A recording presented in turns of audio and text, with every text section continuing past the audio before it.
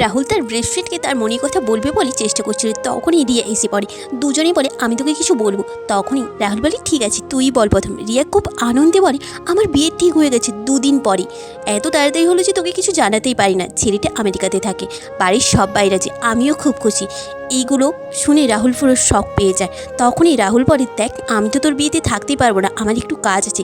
রিয়া বলে দেখ তুই যেদিন আমার বিয়েতে থাকিস তোর সঙ্গে কিন্তু আমার কোনো দিন কথা হবে না, আমার দিব্যি রইল তুই আমার বিয়েতে অবশ্যই আসবি প্লিজ।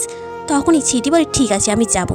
রিয়া গায়ে হলুদের সাজে খুব সুন্দর লাগছিল, সে খুব আনন্দ করছিল। তখন রাহুলকে দেখে সে আরও খুশি হয়ে যায়। সে রিয়াকে অন্য কারো হতে দেখে খুব কষ্ট পাচ্ছিল। বিয়ের দিন তাদের বিয়ে শেষ হওয়ার পরে রিয়ার বোন রিয়াকে খবর দেয় রাহুল 2 দিন আগেই মারা গেছে। এটা শুনে সে দৌড়ে খুঁজতে থাকে রাহুলকে চারিদিকে। তখনই দেখি রাহুলের আত্মা সেখান থেকে চলে যাচ্ছে। সে তাকে ধরে বলে তুই কেন করলি আমার সঙ্গে এরকম?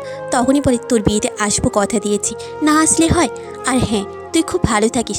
তখনই রিয়া বলে তুই সেদিন আমাকে কিছু বলতে চেয়েছিলিস, বল না প্লিজ।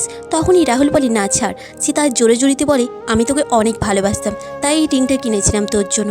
তখনই রিয়া তাকে জড়িয়ে ধরে কাঁদতে থাকে। রাহুলের আত্মা দুনিয়া ছেড়ে চলে যায়। একতরফা ভালোবাসা ছিল রাহুলের। তোমরা কে কে একতরফা ভালোবেসেছো কমেন্ট করে জানিও কিন্তু।